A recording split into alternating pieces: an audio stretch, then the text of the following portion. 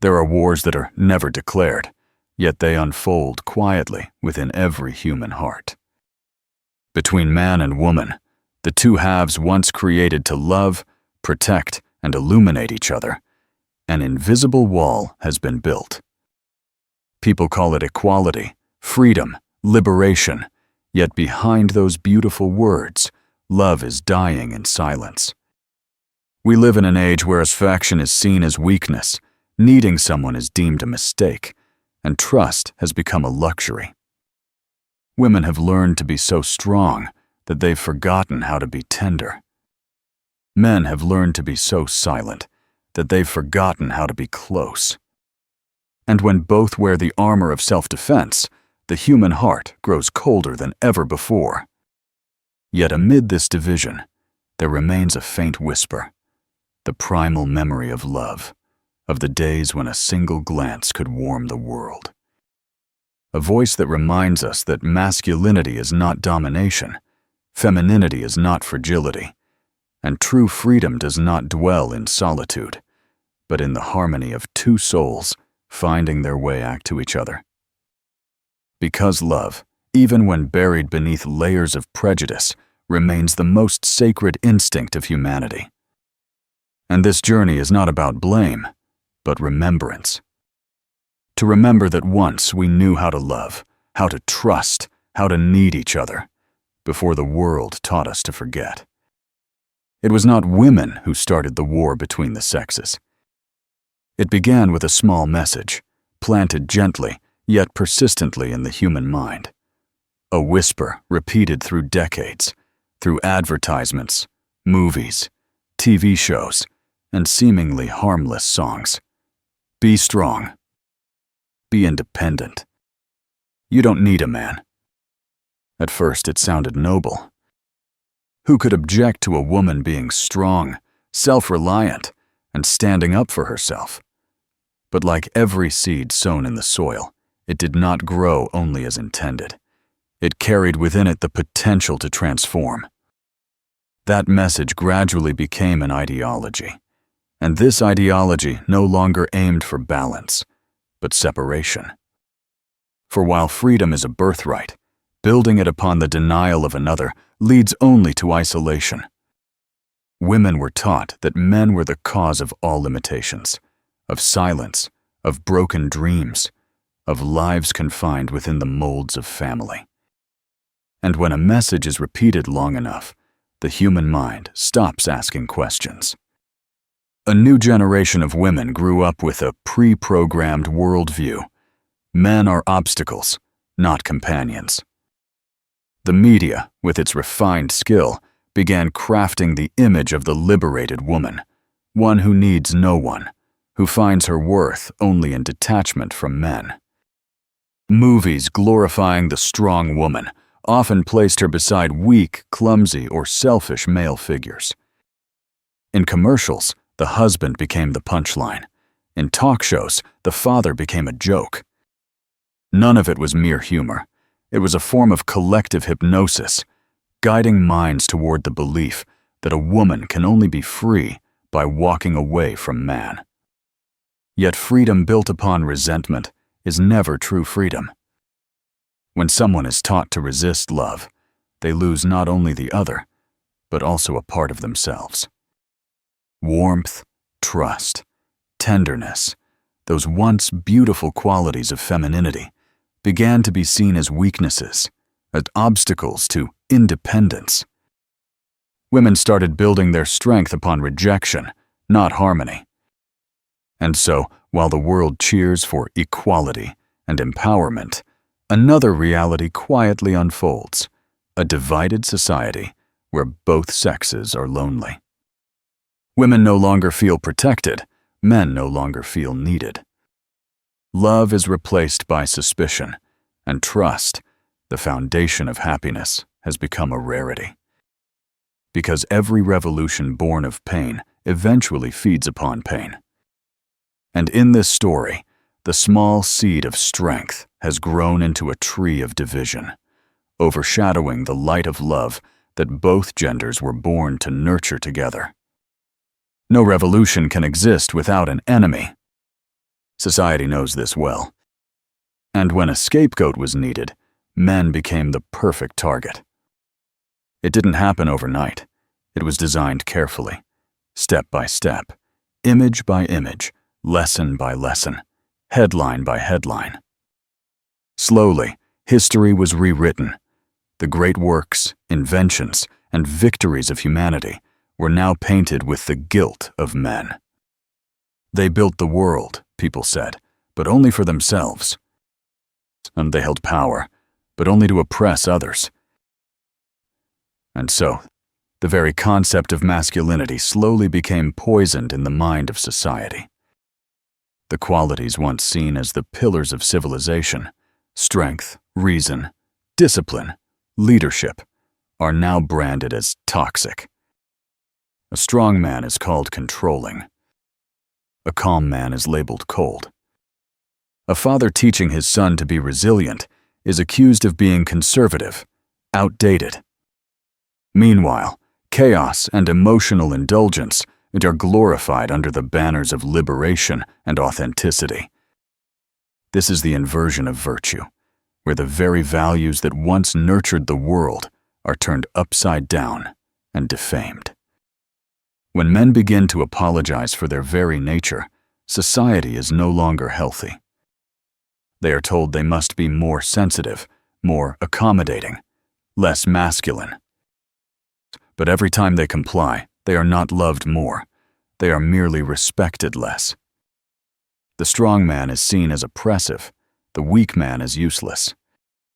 In such a world, there is no room left for men simply to be themselves. From media to education, from cinema to daily language, everything has shifted. Words like provider have been twisted into patriarch. Protector has become controller. Even masculine itself now carries a social warning label. When language changes, thought follows. And so a generation grows up believing that being a man is something to apologize for from the start. Meanwhile, women are encouraged to believe they are rising. But in truth, they are not ascending. They are reacting. Reacting to pain, to anger, to the wounds of the past, and mistaking that reaction for identity. But reaction is not freedom. It is dependence disguised, for one is only truly free when they no longer need to oppose anyone to affirm themselves. The consequences of this reversal are becoming clear. A generation of men now walks on eggshells, afraid to make mistakes, to be misunderstood, to be condemned simply for existing as they are. They speak less, love more cautiously, live more guardedly. And a generation of women grows more suspicious, more defensive, convinced that every male gesture hides an ulterior motive. When masculinity is treated as sin, and feminism becomes a weapon rather than a call for balance, both genders become victims, not of each other, but of a society that has inverted the truth, that strength and tenderness are not opposites, but two halves of human wholeness. Once rebellion carried sacred meaning. It was the cry of the oppressed, the yearning to live authentically, freely and lovingly without fear. But that meaning has been stolen. The rebellion of women, once a journey toward reclaiming self-worth, has been distorted into a campaign against connection. It is no longer the affirmation of "I have value too," but the declaration of "I don't need anyone." Little by little, society reshaped the meaning of femininity. The very traits that once defined a woman's deepest beauty, gentleness, trust, the capacity to love and forgive, became burdens, weaknesses. Women were taught that to be strong, they must abandon what is soft within them. They must be cold to be respected, unyielding to avoid pain. And so instead of being freed from their chains, they forged themselves new armor, heavier, colder, lonelier. Thus, the rebellion of femininity became a performance. A war no longer seeking justice but self-assertion. Women were encouraged to live in opposition rather than in harmony. They were praised for saying, "I don't need a man," but deemed weak if they confessed, "I need love." Every song, every slogan, every so-called inspirational story repeated the same mantra. You are enough. You don't need anyone. Yet that enoughness, when born from separation, is only loneliness disguised as strength. Deep down, women never truly hated men. They were simply taught to believe that hatred was the only way to survive. They fear that if they trust, they'll be used. If they're gentle, they'll be dismissed. If they love, they'll lose themselves. And so love, their greatest healing power, has now become their greatest threat. But what few dare to say is this: true feminine strength does not lie in hardness, but in harmony. A woman can be strong without closing her heart. Independent, yet willing to lean. Capable of loving deeply without losing herself. That is true liberation, the union of freedom and connection. Sadly, the modern world does not reward balance. It rewards outrage and extremity. Social media glorifies sharp words over listening hearts. Women skilled in the art of love are dismissed as old-fashioned, while those who need no one are celebrated as icons. The more they rebel, the more exhausted they become. The more independent they grow, the emptier they feel. And then, in the quiet of the night, when the lights go out and the mask of confidence is removed, many realize that what they truly crave is not power, but peace. A peace born of trust, of harmony, of the love they were once taught to deny. Thus, the rebellion of femininity lost its way. It ceased to be an awakening and became a cry lost within its own soul. For a woman's true strength has never been in defeating men, but in her power to heal, to reconnect with the tenderness the world forced her to forget. The hatred between the sexes did not arise naturally. It was planted, nurtured, and amplified by invisible hands, forces that understood one simple truth: a divided society is far easier to control than a united one. When men and women love each other, they create families. When families are strong, communities thrive. And when communities are strong, people depend less on the system. That is precisely what those who hold power cannot allow. So, step by step, an artificial war was manufactured, not with weapons, but with words and images. Films, advertisements, songs, talk shows all became subtle instruments of propaganda. In commercials, the father was turned into a fool. In comedies, the husband became a joke. In songs, love was equated with dependence. Every piece of content carried the same silent message: don't trust, don't need, don't attach. From there, a culture of suspicion was born. Women learned to guard themselves. Men learned to keep their distance.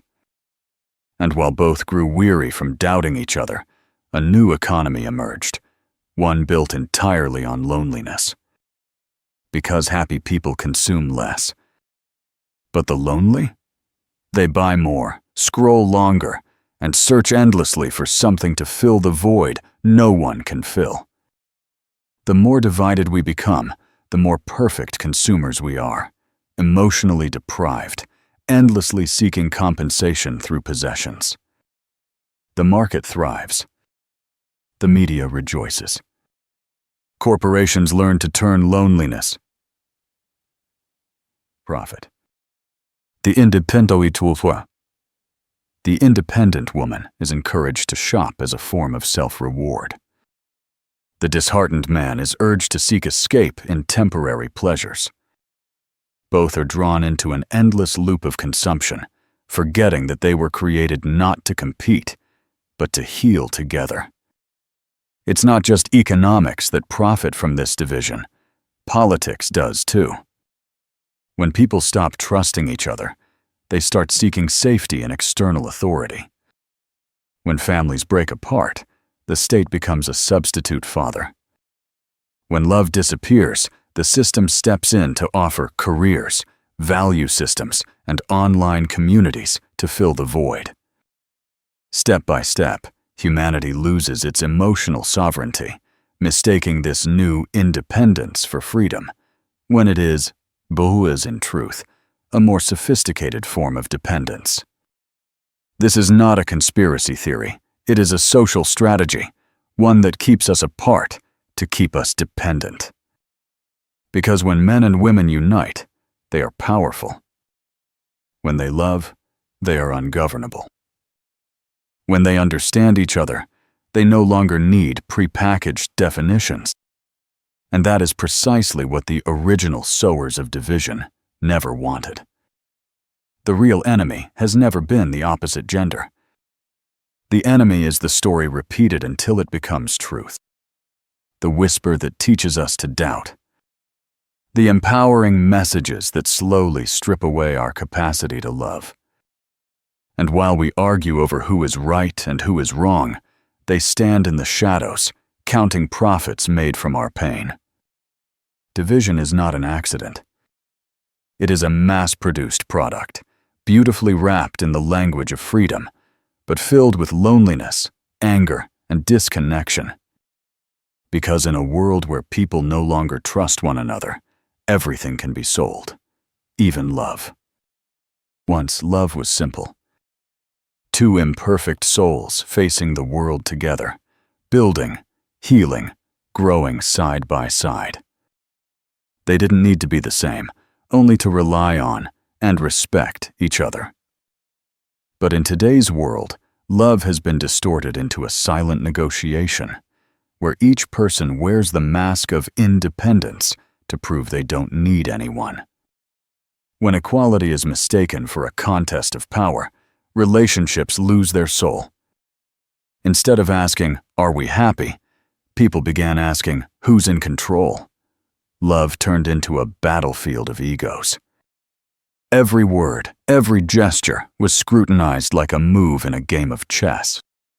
When one gave, the other questioned their motive. When one stayed silent, the other felt hurt. What was once the language of emotion became the language of strategy. And in that game, both lose, because no one can win when the opponent is the one they love. Society's teachings only worsened the divide. Women were told, "Never depend on a man." Men were told, "Women are never satisfied." The result? They stopped trying to understand each other. Women became wary of protection, fearing control. Men hesitated to express themselves, fearing they'd appear weak. Between them rose an invisible wall. No one wished to hurt, yet no one dared to come closer. On dates, eyes no longer seek connection but signs of risk. In families, love is no longer the foundation, but a negotiation. Every act of care must be measured for fairness. Even tenderness is misread as manipulation. What was once natural has become calculated. And so love begins to die, not from betrayal, but from defense. People talk endlessly about self-love, but much of it is a refined form of self-protection. They do not truly love themselves, they fear being hurt.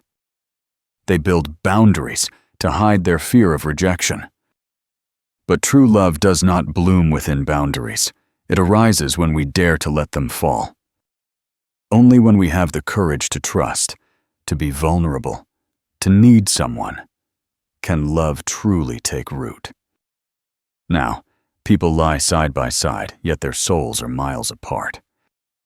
Dinner tables are lit not by laughter, but by the cold glow of phone screens.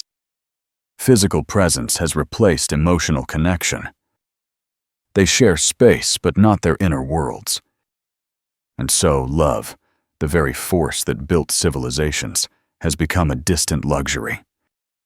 People still talk about it, write about it, sing about it, but rarely live for it. Because love requires surrender, surrendering pride, fear, and the past. Yet this age teaches us to win. And when both try to win, no one will yield, and love cannot live.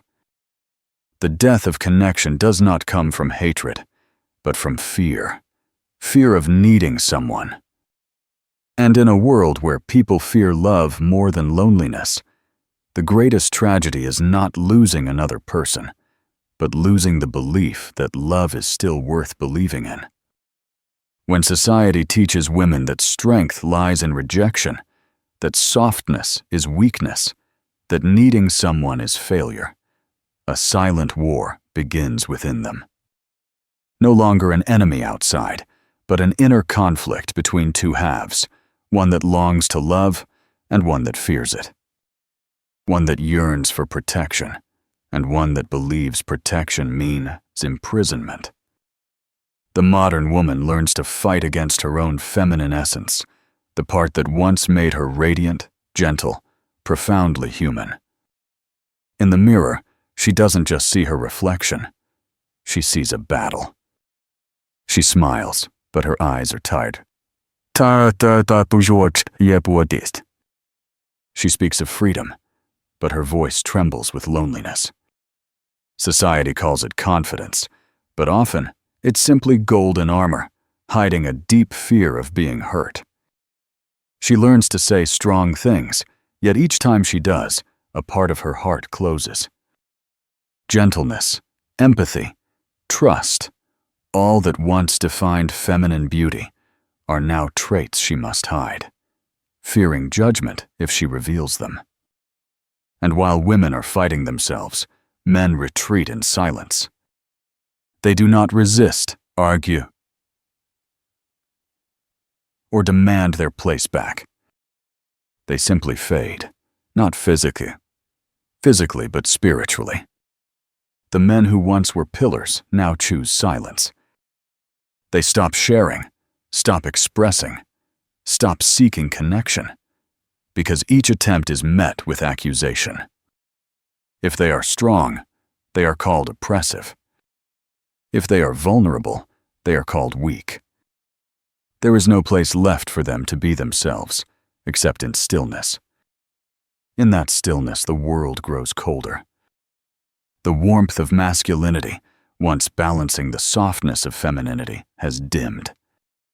Families become fragile. Relationships grow uncertain.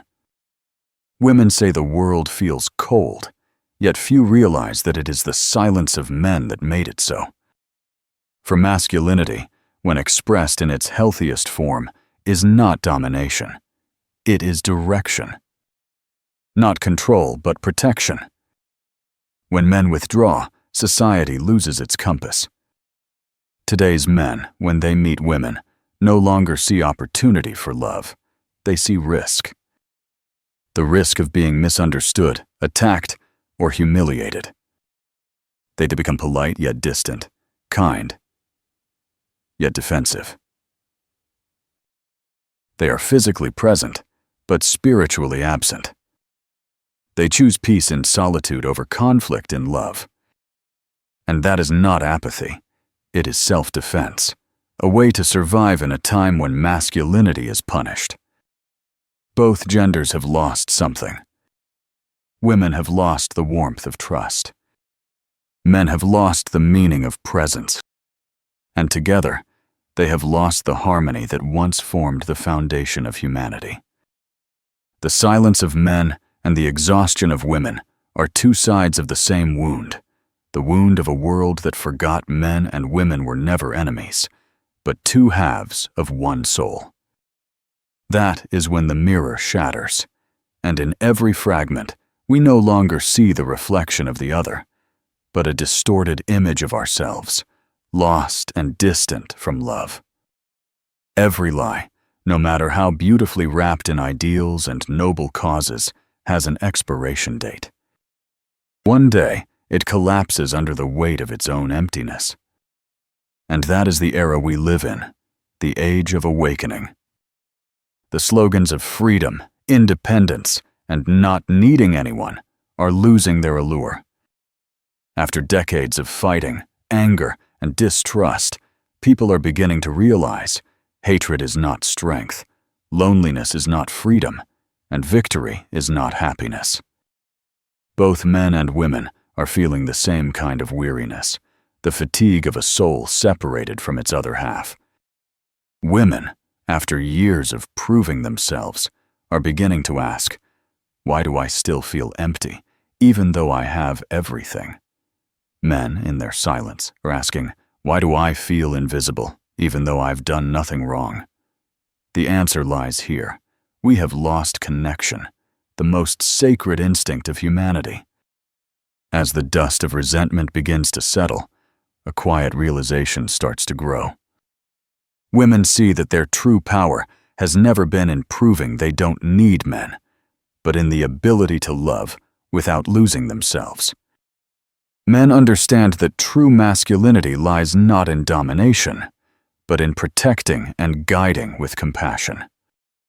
Both realize that when masculinity and femininity cease to fight, they do not cancel each other. They complete each other. That is awakening, not a loud revolution, but a quiet return to an ancient truth. The world was born from harmony, not competition. A man's strength becomes complete when softened by a woman's empathy. A woman's beauty deepens when supported by a man's steadiness. They do not need to be the same, only to see each other through eyes free of judgment. Society taught us to choose sides, but truth has never lived at the extremes.